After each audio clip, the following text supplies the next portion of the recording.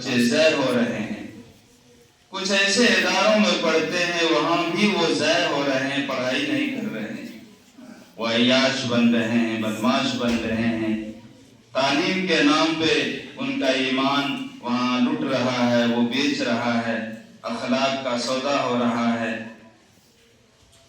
وہ ادارے نہیں ہیں، وہ ضائع ہونے کے سینٹرز ہیں، جگہیں ہیں۔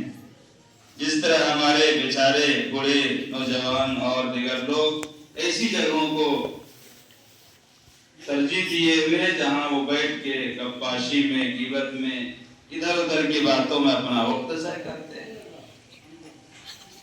یہ ستارے سب ہیں بھجے بھجے، مجھے جگنوں کی تلاش ہے۔ یہ جو 16 حفاظ کرام ہیں ہمارے بیچ میں، یہ ہمارے جگنوں ہیں۔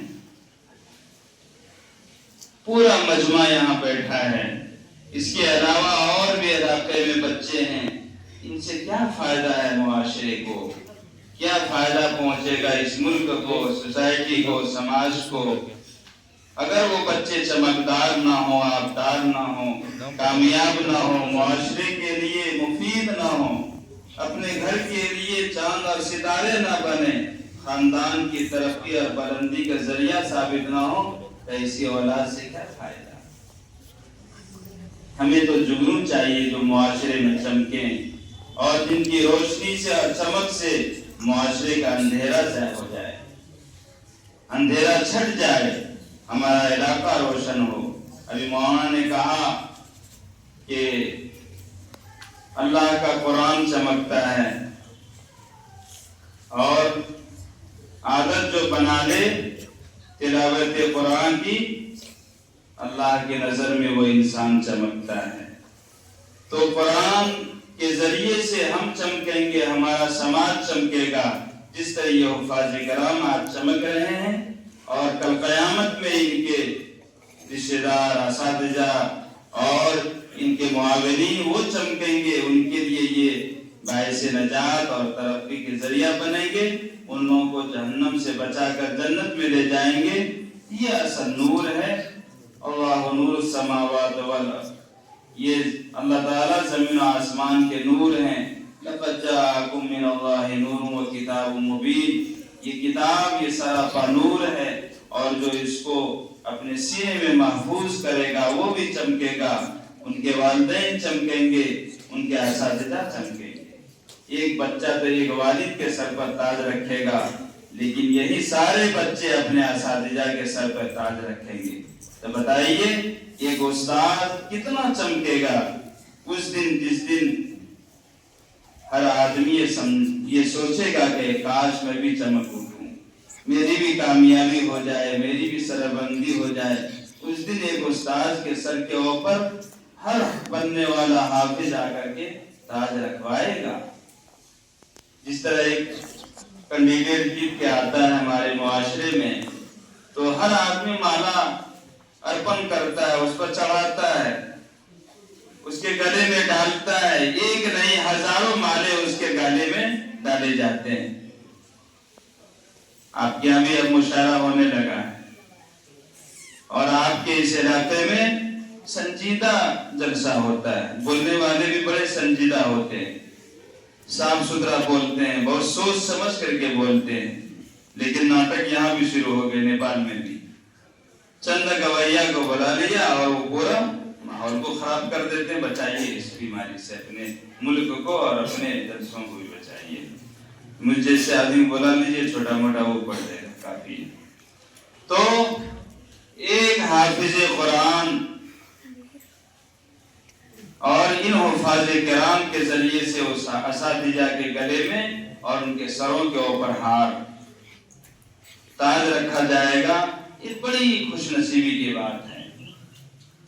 اور ایک اور بات ناظم مدرسہ کی طرف سے عرض کر دیتا ہوں، یہ حضرات مدرسے کے لیے کتنے فکر مند ہوتے ہیں، یہ اساتذہ کتنے فکر مند ہوتے ہیں۔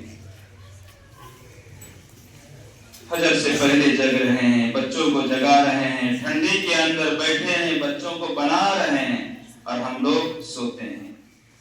ان کی کیا خواہش ہوتی ہے اور کیا طلب ہے؟ یہ خوشی ہے مجھ سے خفا خفا۔ بچے لوگ آپ بھی سنیں، اساتذہ کی یہ طلب ہے، یہ ان کے اندر کی لگن ہے۔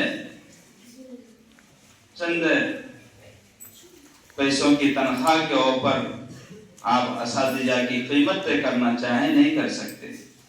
ہمارے علاقے کے ذمہ داران لوگ آپ جو تنخواہ دے رہے ہیں اساتذہ کو، یہ سمجھیے ناکافی ہے، اور پھر بھی وہ آپ کے بچوں کو بنانے میں لگے ہوئے ہیں، آپ کو شاندار حافظ دے رہا ہے، آپ کے علاقے کو اور آپ کے مدارس کو سنبھالے ہوئے ہیں۔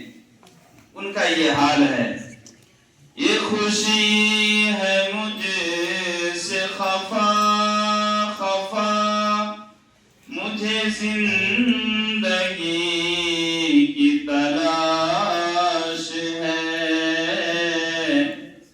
انہوں نے اپنی تمام خوشیوں کو تج کیا، اپنی تمام خوشیوں کو پیچھے ڈال دیا، اور ایک نئی زندگی کی تلاش میں وہ کوشاں ہیں کہ مرنے کے بعد بھی یہ بچے ہمارے لیے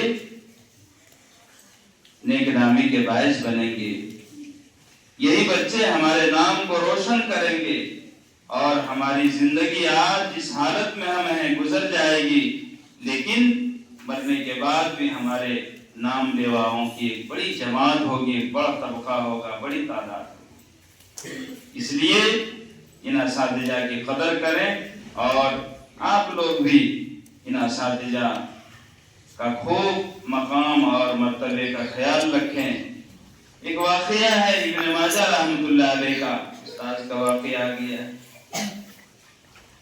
وہ ایک مرتبہ اپنے سفر کے دوران ایسے علاقے میں پہنچ گئے جہاں ان کا شاگرد وہاں رہتا تھا، اور 3 دن گزر گئے۔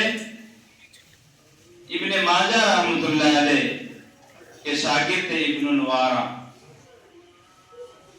3 دن گزرنے کے بعد ابن نوارہ وہاں پہنچتے ہیں امام ابن ماجہ کے پاس، اور علیہ السلام کے بعد ملاقات ہوئی تو استاذ ناراض ہوئے، اور ناراضگی کے عالم میں فرمایا کہ میں 3 دن سے تمہارے علاقے میں ہوں، تمہیں پتا ہے پوری دنیا اکٹھا ہو گئی ہے، لیکن تم 3 دن سے ملنے نہیں آئے، جاؤ اللہ تعالیٰ تمہیں اس میدان میں محروم رکھے گا۔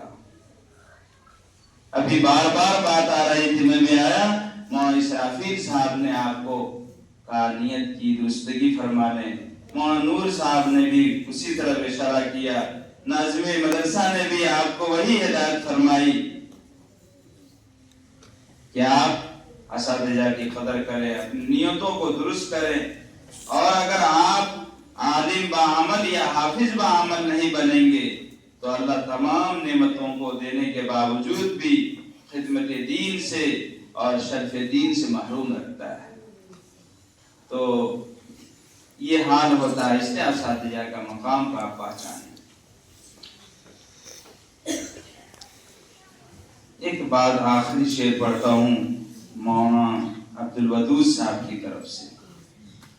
ان کو کیسا ساتھی چاہیے، ان کو کیسا استاد چاہیے، گاؤں کے کیسے لوگ چاہیے، ذمہ داران کیسے چاہیے، ہم جیسے دوست ان کو کیسے چاہیے، وہ ان کی آواز ہے یہ۔ ایک ہجوم سا ہے رواں رواں، بڑا مجمع ہے یہاں، لیکن اس سے کیا فائدہ ان کو؟ یہ آنے جانے والے لوگ ہیں، آئے ہیں چلے جائیں گے، لیکن اصل تو یہ ہے کہ ان کے غم کو ہم اپنا غم بنائیں، ان کے مشن کو ہم تکمیل تک پہنچانے کا ذریعہ بنیں، ان کی آواز کو لبیک کہیں، ادارے کی ضرورت کے لیے جب بھی وہ آواز دیں تو ہم میدان میں کود پڑیں۔ ایک ہجوم سا ہے رواں رواں، مجھے دوستوں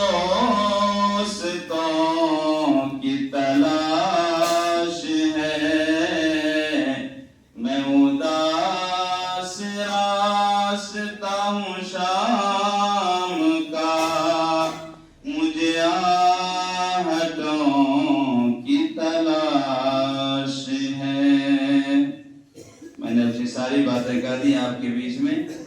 اور آخر میں وہ حدیث جو میں نے پڑھی ہے اس کا ایک سادہ سا ترجمہ مختصر مفہوم بیان کرتا ہوں۔